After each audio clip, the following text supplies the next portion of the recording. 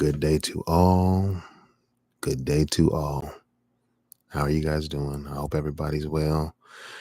This is Nurturing of Our Humanity. I believe this is my fourth input.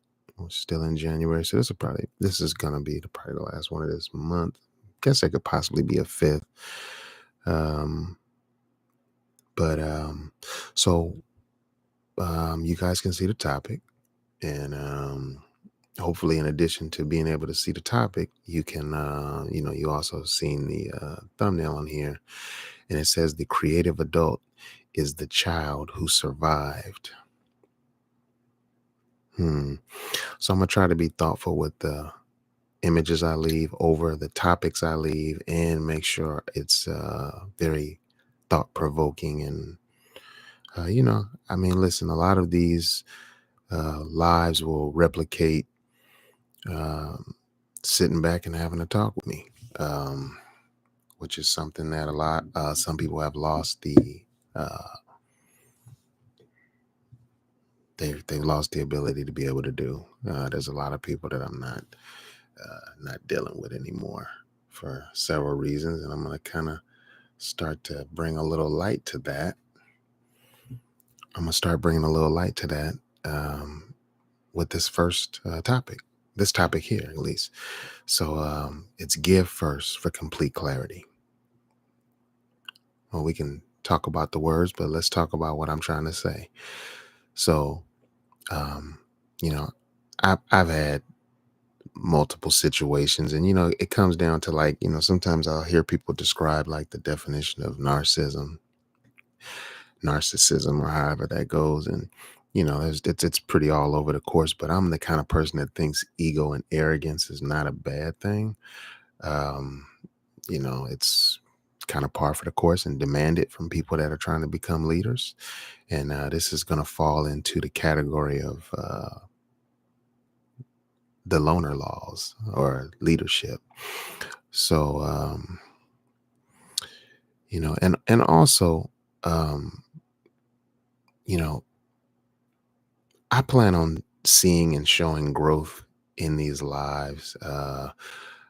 They're not, I mean, it's about me, but it's really about what I'm trying to convey, and me trying to send some inspiration through the microphone, through the internet, through this medium, through this platform, to try to motivate somebody who has great ambitions but is needing some push. And I've been needing my pushes, and I'm so glad that I have my team in enough team intact.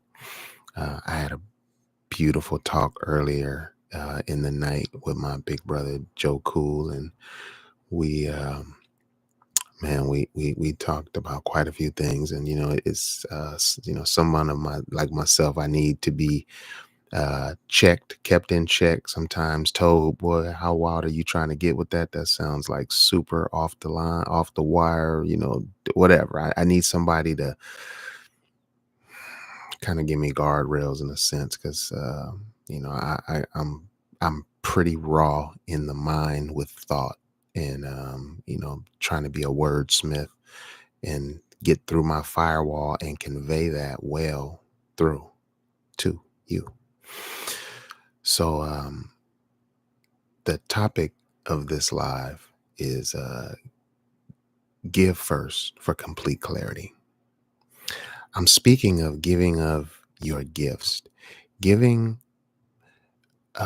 first of all, you must surround yourself with people that you feel good about giving things to, or giving of yourself to. And if you haven't done that, that's the first step. So we can just take it all back. If you're dealing with people that you already don't think are worthy of you, you're too much of a punk and a buster to even get anything out of this. Or you needed to hear just that to go, oh yeah, no, no SHI, you know what I'm saying? So, the first part is to be around people that are worthy of your gift.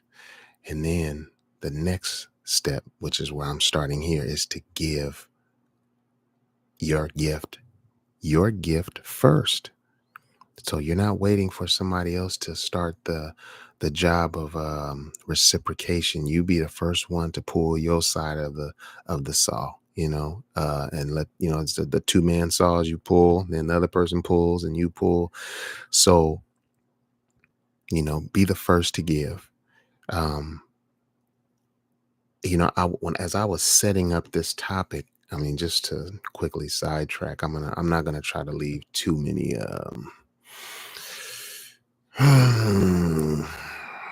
too much like, oh, next week, watch the next topic. But I'm telling you, I just got a topic that was so good.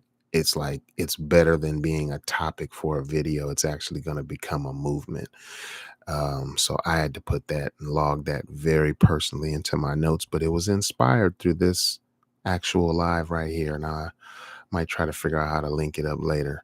But so the first step is to give of your gifts effortlessly. And everything that you can do effortlessly is definitely the best way to do it if you can. But what I'm speaking of is when I say your gift is something that comes pretty natural to you or a resource that you have abundance of. So let's just use the olden days, for example, in the bartering system. So if one was to have a bunch of collard greens and somebody else has a bunch of potatoes and somebody else has a bunch of tomatoes and somebody, so you have a lot of one thing and you can hoard it, but the way to make your situation and your team better and even your situation better is to properly communicate, find the right people that are willing to give of what they have excess of as you give of what you have excess of, to complete a circle and you build a community. That's what we're talking about. Now, what gifts could you have? Oh man. I mean, first of all, we spend so much time pointing out what gifts people don't have and what they can't do. Um, oh, we know people that are lazy, and I'm just saying we're not gonna do the negative side. We're not gonna do the half empty side. We're gonna stay on the half full side. But if you happen to have a good work ethic and strength, that is a resource that is worthy of being rewarded. Now, it is your job to know your value. In fact, it is your job to demand your value. Now, this is where the key in of narcissism comes in because, it's a lot of people. I don't know. I just feel like when I hear the definition of narcissism, it feels like it's coming from people who kind of would rather be users in a sense. And generally, they're encountering somebody who really is feeling themselves and believes they're worthy of um, better treatment or a better situation. And that can be a problem. That could really be a person being off. And each person is to decide, when you don't vibe with somebody, it's a two-way street. You get to make a choice as well as they get to make a choice. So, it works completely both ways. Um, but, um, so that's just to key in that it's kind of it kind of starts with a person really knowing their worth and maybe starting to realize that um, the people around them don't reciprocate their energy, the joy that they expect. And it's okay. And we should spend less time telling people that and more time moving in it. So, uh, the first key in this video, or the first point I really want to get to, excuse me, is it starts with us. I had an epiphany as I thought about this. Like, I've been waiting this whole time for me to start the reciprocation, to pull this off first. And don't let somebody waste. I'm going to get to it further down, but don't let somebody waste a lot of your time. But it's actually not them. They're not wasting your time. They're not wasting our time. You or me is wasting our time in this situation because we haven't started the process of possible elimination. So being afraid to get started sometimes is being afraid of knowing the inevitable, knowing that this person is not going to make the cut and you want them to make the cut in your life or in the things you're doing and preparing to do. It's very possible. Um, you know, until you give of your gift, you never know. Well, I'm not going to say you never know. Let me stay away from never and always. I try to be careful with those words. They don't leave much wiggle room, if any at all, as death doesn't. Um, but the stats that you're going to be judging or grading these relationships or these things or these barters on is going to be based on your actions, the fact that you gave of your gift. So we can't be afraid of vulnerability here. We can't be afraid to be hurt because that stalemate, although it leads to not, well, I guess, kind of being safe from pain and be safe from being hurt, and it lets you keep all the relationships that you want to keep in your life, it'll do you a disservice at the same time. In fact, the greatest disservice, because you're actually holding back the inevitable. There's people that um, we've fallen out with that, we've been around them for 10 years and then you fall out with them. Can you imagine if you would have known in 6 months what it took you 10 years to get to? Well, that's the process of being arrogant, of giving your gift first and then seeing that they're not going to reciprocate a thing back. And trying to avoid that pain inevitably wastes our greatest and most valuable resource. And that's only if you value it. We have to learn to embrace the loss of our hopes, of the things that we hope to have, hope to see happen, relationships we hope to be in. The beautiful thing about the future is you don't know a damn thing about really what it truly is going to be. So being in control all the time, holding on, white knuckling the steering wheel of life and adventure is what inevitably costs us um, the chance to experience something the way it's actually meant to be. Instead of making a person what you want them to be, you got to sit back and see what a person is. And the way you see what they are is by knowing yourself and giving of yourself first and understanding the value of what you gave and seeing how much of that is appreciated and reciprocated by the other party. And knowing that a lot of us, what our life is missing, what we're really unhappy about, what we're really going through, what we're dealing with, is like separation anxiety. We don't want to lose what might be the best thing for us to lose because we know what we think we want. But do you want what you want, or do you want what the world has in store for you when you exhibit the proper behaviors and make the proper choices and do the things that irritate the spirits of the people that are no good for you, which some people might call narcissism, somebody else might call arrogance, whatever it is. It's a good thing when you naturally just irritate the spirit of the things that serve you no good.